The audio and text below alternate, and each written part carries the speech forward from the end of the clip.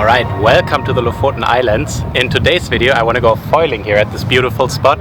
And as most of you know, I'm always using the slalom sails for foiling. And today I wanted to talk about how you can get the best for foiling out of any sail for windsurfing by tuning it correctly.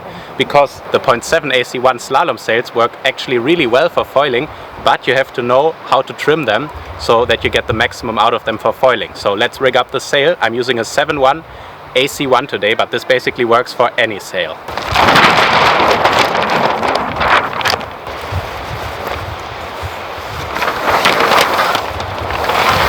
Alright, the first basic thing that most of you probably already know about is the downhaul differs from regular windsurfing. A regular windsurfing sail has to work a lot more than a foil sail on the water, because in windsurfing you hit the chop and your board works a lot, while in foiling you don't have all this movement, so the sail stays a lot more steady. And for this reason you don't need as much downhaul and the sail to open as much on wind foiling like you need it in windsurfing with a fin. Alright, one more thing I forgot to mention at the beach is loose leech does another thing. So if you have a lot of loose leech in your sail, the nose of the board tends to lift up, while if you have less loose leech in your sail, the nose of the board stays down. So in foiling you don't need any lift from the sail because the foil does all the lift.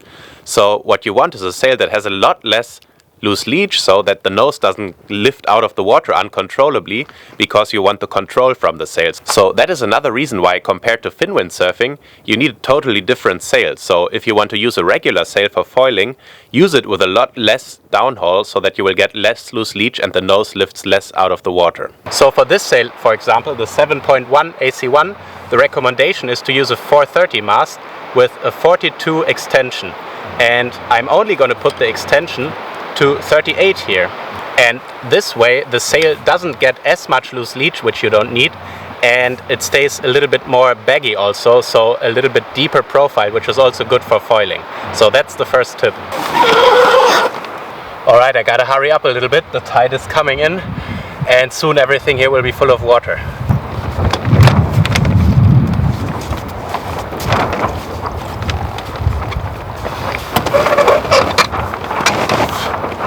Then when it comes to the outhaul, you don't need to pull the sail as much as you would need for fin windsurfing. And yeah, you really want the sail to have as much profile as possible and to stay kind of baggy for foiling. So here I really don't pull at all, compared to windsurfing with fin where I would pull a little bit on these sails. So I'm just gonna make it really loose, and that is already enough.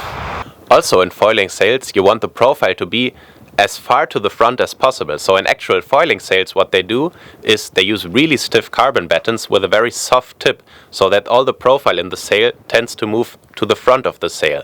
And now if you use a regular sail and pull the outhaul a lot, you will move the profile of the sail further to the middle from the front, and this is not what you want. And that's also another reason why you really don't want to pull the outhaul a lot on a regular sail if you want to trim it for foiling.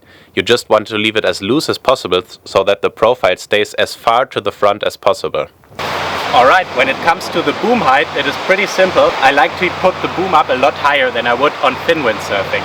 And the reason why, it's basically the same principle like in fin windsurfing, where if you have a wider board you want to put the boom up higher to get a better leverage. And this also applies in wind foiling, and since in wind foiling you usually use quite wide boards like 80 or 90 centimeters, sometimes even 1 meter, I really like to put up the boom a lot higher, and this also gives me more control, a better leverage over the board and the sail basically. And talking about the harness lines, I like to use really short harness lines. Here I'm using 24-inch for light wind. For strong wind I like to go a little bit longer, like 26, 28, but this also of course depends on your height and weight. And yeah, that's pretty much it. One more extra tip, if you can use a longer mast. So for example, if your sail is recommended with a 430, but it also works with a 460, use that mast because it is stiffer. And as we've said before, in wind foiling the sail doesn't need to work as much as in regular windsurfing, so you can use the stiffer mast so that the sail doesn't need to work as much. Alright, that's pretty much it. That's how I tune my slalom sail for wind foiling.